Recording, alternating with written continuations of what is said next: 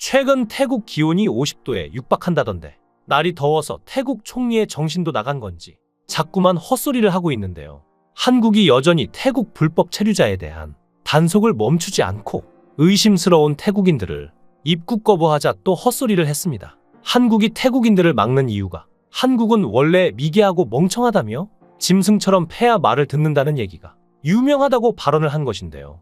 이건 총리가 사석에서 관계자들과 있을 때 한 얘기인데 여기서 놀라운 사실은 이 얘기를 전하는 관계자가 마치 총리가 유쾌한 농담을 한 것처럼 포장하며 말했다는 것입니다. 정말 어처구니가 없어서 화도 안 나고 그냥 웃음이 나올 정도인데요.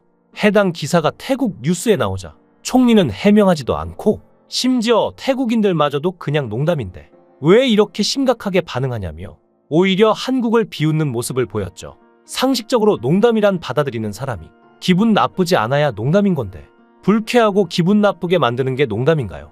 우리 모두가 아니란 걸 알고 있을 것입니다. 사실 이런 농담이 나오게 된 계기는 태국인들이 갖고 있는 한국인에 대한 부러움과 뼛속 깊이 새겨진 열등감 때문인데요. 태국은 아시아 나라들 가운데 식민지로 전락하지 않은 나라가 거의 없다는 점에서 우리와 출발선부터 달랐습니다. 식민지를 겪은 아시아 나라들의 왕정은 대부분 몰락했는데 한국도 그랬고 베트남, 인도 대부분이 그랬죠. 그러다 보니 태국은 다른 아시아 국가보다 경제 발전을 할 기회가 많았는데요. 태국은 전쟁의 참상을 극복하기 위해 여전히 고군분투하고 있는 나라인 한국, 베트남 등 아시아 다른 국가들과 다르게 정치적, 사회적으로도 안정된 상태였습니다. 식민 지배를 겪지 않았기에 국가의 기반이 흔들리지 않은 덕분이었죠. 낮은 변동성의 환율과 매력적인 세금 제도가 포인트가 되었기에 1990년까지 태국은 두 자릿수 성장을 경험하고 있었고 뉴욕 타임즈의 칼럼은 그것을 다음 호랑이 경제라고 선언했을 정도로 태국의 성장은 엄청났는데요. 하지만 그 흥미로운 시기는 오래전에 지나간 것이나 다름없습니다. 여러 차례 군사 쿠데타가 일어난 태국은 중진국 지위에서 벗어날 수 없었고 국가의 경제에 투자하지 않았는데요. 우리나라가 중공업에 투자하며 기업을 살리고 나라 경제를 살리는 한강의 기적을 보여주고 있을 때 태국은 얌전히 다른 나라가 주는 이익을 받아먹고 있는 상태였습니다. 그러니 스스로는 어떤 것도 할 줄 모르는, 아니, 할 생각이 없던 것인데요. 생산을 더 결정적으로 확대하지 못함에 따라 실제로 아직까지도 태국 노동력의 3분의 1이 여전히 농업에 종사하고 있는데 이는 중국보다 훨씬 높은 숫자죠. 이렇게 된 배경에는 일본이 있습니다. 실제 태국과 일본은 경제적으로 매우 의존한 상태로 경제적 측면에서 바라보면 사실상 태국을 일본의 경제 식민지라고 부를 정도로 심각한데요. 일본은 예전부터 태국을 동남아 진출에 허브로 보고 투자왔습니다. 1970년대부터 일본은 태국 투자 2위 국가인 미국을 크게 앞서며 최대 투자국이 됐죠. 너무나도 공격적이었기에 당시 일본의 진출은 태국인들의 반감을 불러일으켜 1972년 태국에 일제 상품 불매 운동을 발생시킬 정도였지만 일본의 투자는 계속됐습니다. 1980년대부터는 개발원조, 일본어 교육과 유학생 지원 등 일본 국가 이미지 제고를 중심으로 전개됐던 건데요. 일본은 태국의 값싼 노동력을 사용해 마치 자신들이 기부를 하는 것처럼 도로, 철도, 공항 등을 세웠습니다. 그러면서 태국은 점점 자립할 힘을 잃어갔고 일본만 배가 불러갔습니다. 여기서 끝이 아니죠. 일본에 이어 중국도 나선 건데요. 태국은 대표적인 반공국가였지만 1997년 태국발 아시아 금융위기가 터진 뒤 미국과 중국의 다른 태도로 인해 대다수 국민이 친중파로 돌아섰습니다. 미국은 긴축 정책을 요구했지만 중국 공산당은 필요한 돈을 주겠다고 했기 때문인데요. 결국 태국 정부는 화교의 사회 진출 제한을 푸는 실수를 하게 되죠. 태국은 중국에 고속철 사업권을 주었고 1대1로 사업에도 참여했으며 중국에 많은 권한을 준 결과 선거에서 화교가 전체 의석의 78%를 장악했을 정도로 정체성이 사라져버렸습니다. 과연 이게 태국이 맞나 싶을 정도인데요. 정치적으로는 중국에 잡아먹혔고 경제적으로는 일본에 잡아먹혔으니 중일 그 사이쯤이라고 해도 될 정도입니다. 태국인들은 정신 차려보니 이렇게 된 상황에 분개하고 있지만 어쩔 방법이 없고 그래서 한중일로 대표되며 예전에는 자신들보다 못 살았던 그리고 일본의 식민지였던 한국이 지금처럼 잘 살고 자신들을 지배하는 일본, 중국과 어깨를 나란히 하고 있는 것에 열등감을 느끼지 않을 수가 없던 것이죠. 그러니까 태국은 왕년에 한가닥하던 호랑이였지만 지금은 한국 호랑이에 깨갱하는 하룻강아지가 되어버린 것으로 생각하시면 되겠는데요. 그래서 최근 태국 불체자 문제로 시끄러운 와중에 이렇게 헛소리를 하는 정치인들이 자꾸 나오는 것입니다. 태국 국방부 장관이 측근에게 한국은 태국이 1시간 내에 점령이 가능한 나라라는 발언을 했다는 사실이 알려지기까지 하며 계속해서 한국을 자극했는데요.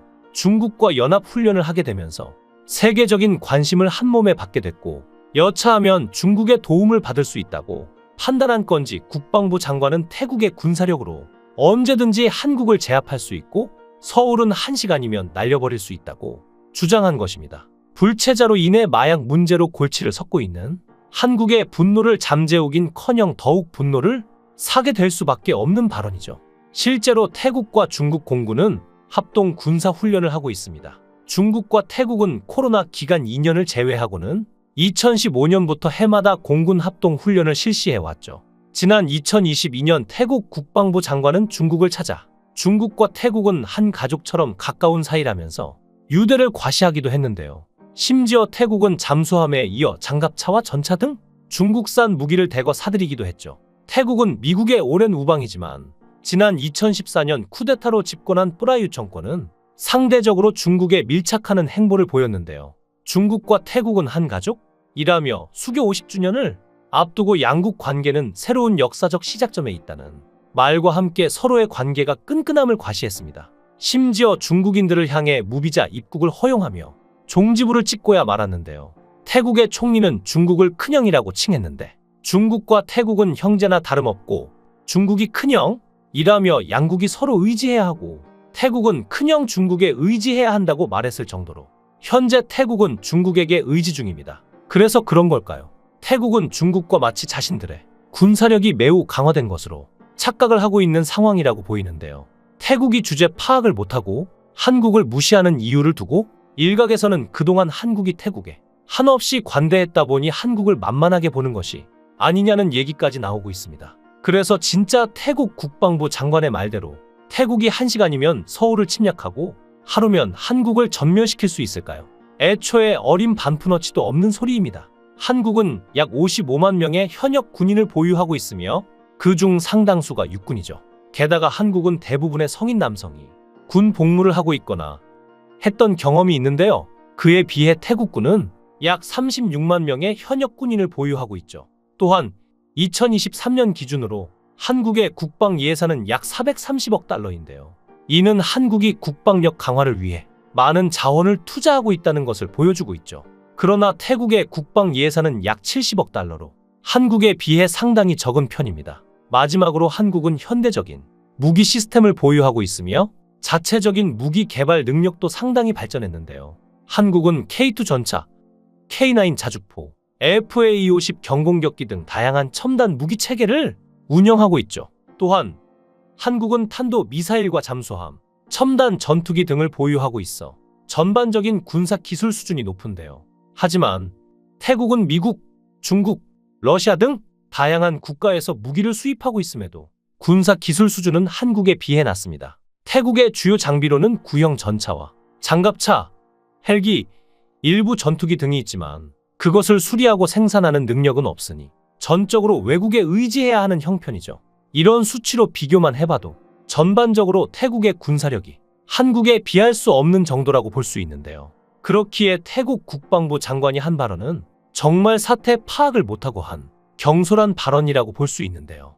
국방부 장관의 발언은 일부러 태국인들의 감정을 대변하는 듯한 모습으로 보여 호감을 사려는 용도로 보입니다. 하지만 아무리 중국이 도와준다고 해도 중국이 손해를 보면서까지 도와줄 리가 없죠. 한국이 경제적으로 보복을 하려고 시도만 했을 뿐인데 태국 경제가 휘청였습니다. 아직 제대로 한 것도 없는데 시작부터 태국 수출입에 빨간불이 켜지며 결국 태국은 두 손 두 발 다 들었는데요. 태국 외교장관이 한국을 방문하여 태국인들의 원활한 한국 방문을 위한 한국 정부의 관심과 지원을 요청한 것입니다. 특히나 마릿 장관은 태국 국왕의 72번째 생일을 맞아 발간한 불교 경전 특별판을 우리 측에 전달했는데 태국 측은 이 경전을 36개 우호국에게 전달하고 있지만 특히나 한국에 첫 번째로 전달했다고 강조하면서 어떻게든 한국의 눈에 들기 위해 노력 중입니다. 뒤늦게 전력의 차이를 알았던 걸까요? 우리나라는 태국보다 군사적, 경제적인 부분에서 상당히 앞서기 때문에 이제야 정신을 차린 것 같네요. 하지만 그렇다고 해도 한국 정부는 태국인 불체자들의 추방을 멈출 생각이 없는데요. 한국에서 일하고 싶어 하는 사람은 많고, 특히나 아시아에서 높은 임금과 인종차별이 없는 덕분에 한국에서 일하기 희망하는 외국인 근로자는 점점 더 많아지고 있는 상황입니다. 그런데 굳이 우리가 태국인을 고용하여 돈을 줘가며 일시킬 필요가 있을까요? 저는 잘 모르겠네요. 여러분의 생각은 어떠신가요? 귀한 시간 내서 영상을 끝까지 시청해 주셔서 대단히 감사합니다. 더 좋은 영상으로 꼭 보답하겠습니다. 구독과 좋아요 부탁드립니다. 감사합니다.